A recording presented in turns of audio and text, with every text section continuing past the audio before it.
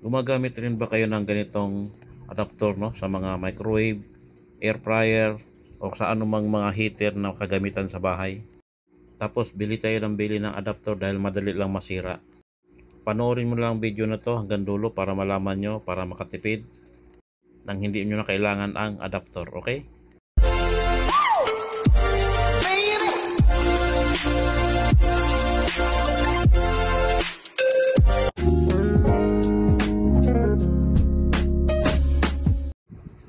Hello mga ka-DIY, no? Mayroon tayo ditong isang Gabor, ayan, Gabor air fryer, no? Ayan. Nagka-problema tayo sa ating Gabor air fryer. Dahil ginagamitan natin siya ng ganito, no? Ayan. Adapter. Ano? Ito lang, dalawa. Ganito lang. Ayan. Dalawa lang siya. So ito, ano to ground, tawag data dito earth ground kung hindi ako nagkakamali, ano. Ayan, earth ground siya. Kaso hindi naman ginagamit sa atin to. Dahil yung mga saksakan natin dito, ganyan lang siya, oh. Ayan, dalawahan lang, no? Ayan, dalawahan lang yung saksakan natin dito, Pilipinas. Para hindi tayo gagamit nito, kasi madalas masira to, madali lang masira. Dahil ang ano nito, amperes, nasa 10 amperes lang. Ayan, nasa 10 amperes lang siya, oh. Ayan, oh. Oh, kita siya? 10 amperes, no? Ito, 1000 watts. Pero hindi ko alam kung ilang amperes to. Walang nakalagay doon sa ilalim, no? Nakalagay lang doon 1000 watts lang siya. So kung 1000 watts siya, mataas yung ampere niya. Hindi kaya tong 10 amperes. Kaya na siya madalas masira ito. Yan. So para hindi na ito para hindi na tayo gagamit ng ganito, ito testing muna natin, no. Testing muna natin to. Yan. Dahil ito wala, nasira na naman, no. Saksak muna natin. Yan yung saksakan rin sa taas. Ayan, saksakan rin na sa taas ito. Saksak muna natin to. Ayan. Ayan, oh. Ay. Ayan, oh. Wala. Patay.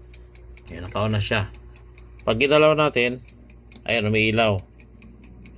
Tapos, oh, patay. So, ganyan ang sakit niya, no? Dahil sira na yung, sira na yung saksakan natin. Pag ginalaw, umiilaw. Ayan, galawin natin. Ayan, oh. Pag binitawan, ayan, mamamatay siya pag binitawan, no? Ayan, nakasaksak siya, oh. Oh. Nakasaksak siya. Tapos umaandar naman. Ayan, oh. Ayan. So ganoon ang sakit niya, no? So para mawala yung sakit na yan, no? Para tapos hindi na tayo panay bili-bili.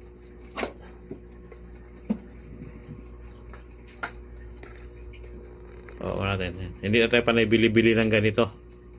Kasi panay bili tayo ng ganito, panay bili ako ng ganito. Dahil nasisira. So, hindi na kailangan to. Ang gawin natin, tatanggalin natin to. Yan, tanggalin natin to. Itong bilog na to. Kasi wala naman tong gamit, eh. Ground lang naman siya. So, tanggalin natin to para hindi na natin yan. Hindi na natin kailangan ng adapter. 10 amperes lang ito, eh. Ito, mataas yung amperes nito kasi 1000 watts. Pero walang nakalagay sa ilalim. Tinignan ko na, no? So, ganito lang gagawin natin. Yan. Kuha lang kayo ng plier. Yung bilog, tatanggalin lang natin tong bilog. Ikutin lang. Yan, ikutin natin to. Yan. Para matanggal yung hinang niya. So, may kahinang kasi may wire yan, eh. Yan, no? Tapos sugot, dandahan. Yan. Yan, tanggal na siya. Yan. O, ganyan lang. Tanggalin mo lang to. Tapos okay na. Saksak natin ulit. Tingnan mo, iilaw na yan. Ay, naka-under na yan kasi naka-timer tayo. Napihit ko na yan kanina. Ito, saksak natin. Yan, dyan natin ilagay sa baba para makita natin yung ilaw. O, saksak ko na. Ay, ayan. O, ayan. O, umilaw na siya, tapos umandar na siya. Ayan o. Umandar na, bunutin natin para mawala yung andar. Tingnan mo, yung pakinggan nyo yung tunog ng fan. O, ayan. Diba? Yung maandar sa kanya, yung timer na lang. Pag sinaksak natin to, gumana na siya. Yan, di ba? Hindi na siya nawawala yung ilaw. Nakailaw na lagi. Ayan, hanggang dito na lang ang video natin. Kung mayroon kayong ganyan na tatluhan, di ba? Ganun lang gawin nyo mga ka-DIY, no? Mas mabilis. Wala namang gamit ito talaga. Totoo lang. Kung sa atin dito, wala talang gamit to. Kasi yung mga saksakan natin, yung mga ganyan na saksakan natin, yan, wala namang earth ground yan. O, diba? Diretso lang naman. So, ganun lang. Ayan, bunutin natin, no? Ganun lang gawin nyo mga ka-DIY, ano? Tanggalin nyo lang yung bilog dyan. So, tapos, okay na. Diba? Tinanggal ko lang, pinihit lang, walang ginawa na iba. Pinihit lang, tinanggal. Tapos na. Ayan, kung mayroon kayong mga appliances na ganito, no? Tatluhan. Tanggalin nyo lang yung pangatlo. Yung bilog na ganito. Ayan.